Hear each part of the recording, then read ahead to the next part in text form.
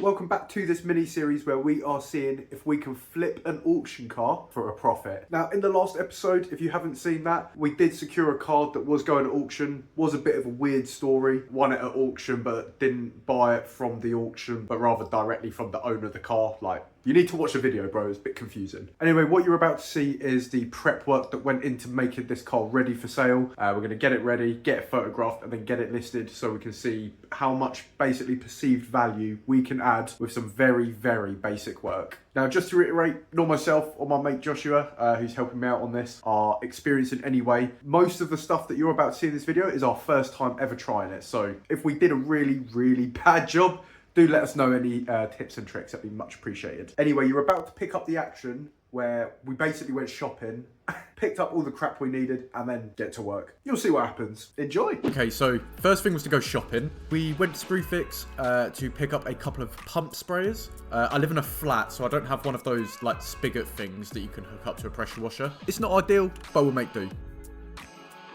Then we headed to Argos. They had a pretty decent deal for dual action polishers there. Only 65 quid. I don't know what they normally go for, but I think that seems pretty reasonable. Then headed back into the car for the next destination.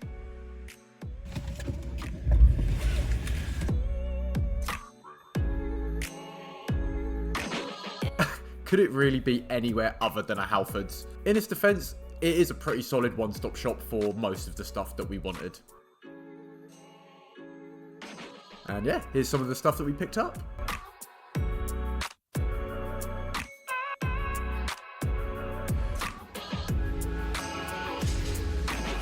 50% off. That's a much better price. We like that.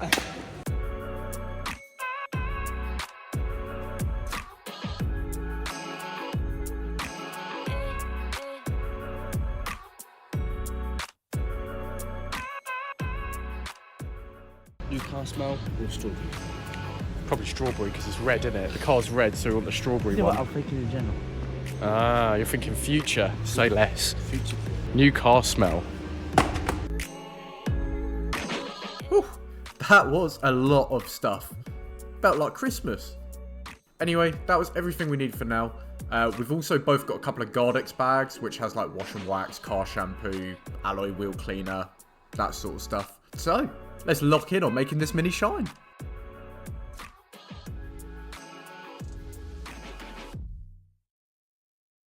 Right, headlight restoration. Not something either of us have done before.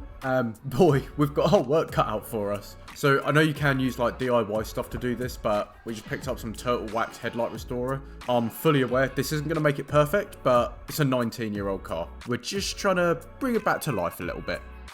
Alright, so firstly we used some dry wash just to clean the lens. Then we applied the compound to a microfiber. Basically just rubbed it into the headlight.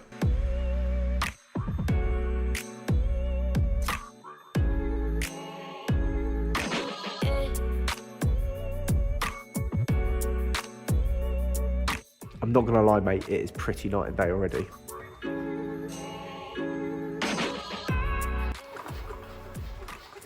Oh yeah, that's it. Pump it, Joshua. Then we wet the headlight, ready for the first passing of sanding. There's 2 numbers on it, so stands to reason to sand it with number 1 first.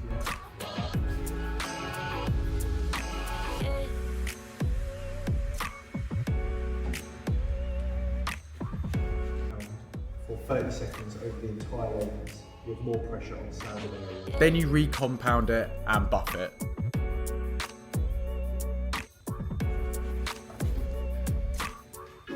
It's getting there, isn't it? Right, so, now my clean microfibers are dirty. That's actually easier than I thought it would be, to be fair. Wet it again. Hang on 2 secs. Oh. Honestly, we're just such a pair of tools. Right, go on, Joshua, have a go.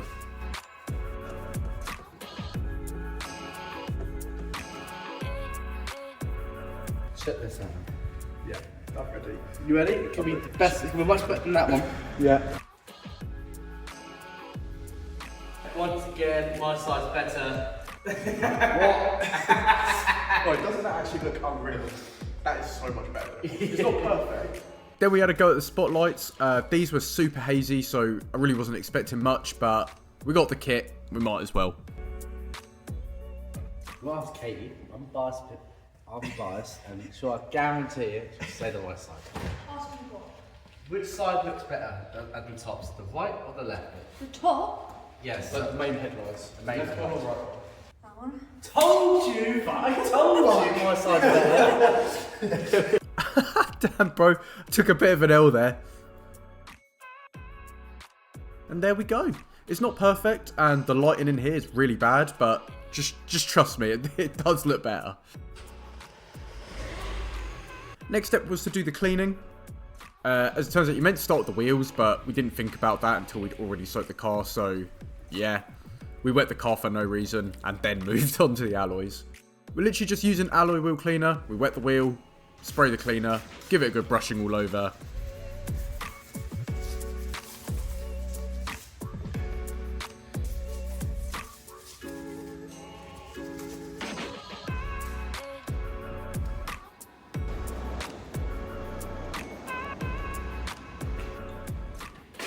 Now, insert Joshua re-spraying the bloody wheels that I've just buffed while I'm on the other side buffing these wheels. Joshua, what are you doing? I just fucking drive that. You can drive that one up. My mistake, not Brixton. Are you joking? Go round again. That is on you, you funny fucker. Oh, what a wally he is. After the wheels, we made a wash and wax formula just to spray on.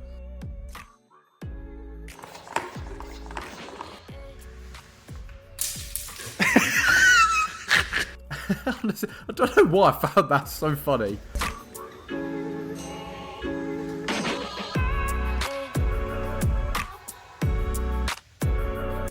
Then we worked the cleaner in, and to be fair, it's already looking much better, but obviously this is just a start. Next job was to literally clay bar the whole car.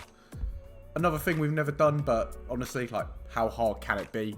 Just rub the car with some clay, right? As it turns out, yeah. While the car's wet, we basically just rub the clay over the car. Yeah, not sure what else I was expecting. When it gets dirty, just folded the clay over and carried on. After about 10 minutes, like, it does get a bit boring, but the whole point of doing this is to try and lift as much contaminants from the paint before we polish the car, so we don't just polish all that crap into the paintwork.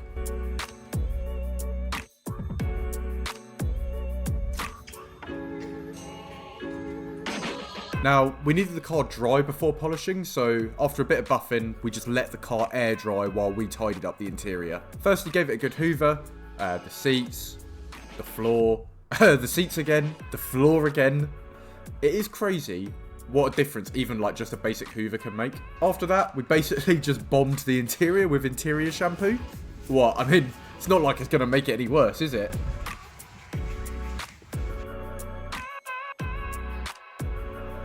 We obviously had to hoover and interior shampoo the mats too.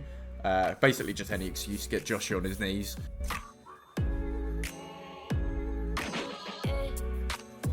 We also wiped down the dash with some of the stuff we got from Halfers, and honestly, the interior did not look 19 years old. It actually looked really, really good. Anyway, now that's done, we can move on to the bit that we literally had no clue how to do, and that's the machine polishing. So step one was to move the car. The extension cable just reached the garage, so we had to park the bit that we wanted to polish right by the door. Now, here's the guesswork. It stands to reason. You put some blobs of polish on the pad, dab it on the car, and work it in. So it is possible that we used way too much polish.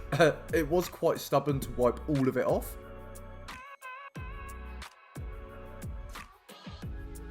Then I let Joshua have a crack.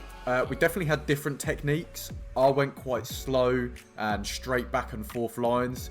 He went for the faster circular motion. To be honest, I still don't really know what is the right way, but I think it's safe to say we were both using far too much polish on it. Anyway, we literally did the entire car. Must have taken us at least 90 minutes, 2 hours to do. But look at this, it genuinely looked good somehow. That paint fade where that UK sticker was, okay, yeah, it is still there, but it is way less visible. Then we used the tire and trim to bring all the trims back to black. This is another super cheap, easy way of seriously bringing the car back to life. Then some tire shine, same principle, cheap and easy, looks good. And then finally just some glass cleaner on the windows. And that's it. She's ready for photos to be taken. So took the car outside where the lighting was much better, even on a dull day, and snapped some pickies.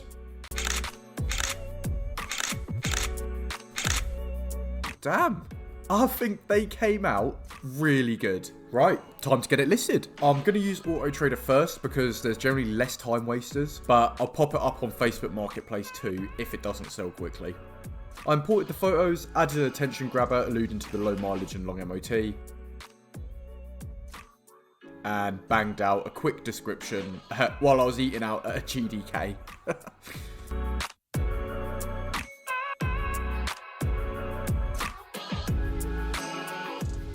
I opted for the ultimate package, obviously, like just keeps the car listed until it's sold.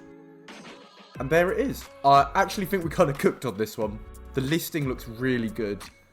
I'm not really rushing to sell it, so I put it up at 2.5, which would be a gross profit of around £1,000, not accounting for materials and stuff that we bought, but if we need to reduce it a couple hundred, that's absolutely fine. In the next video, we will have a look at how much it sold for, if it sells, what every single cost was, and finally, what profit we made, if any. I hope you guys did find this episode entertaining. I am excited to see the outcome of this one. I will hopefully catch you then. Other than that, peace out.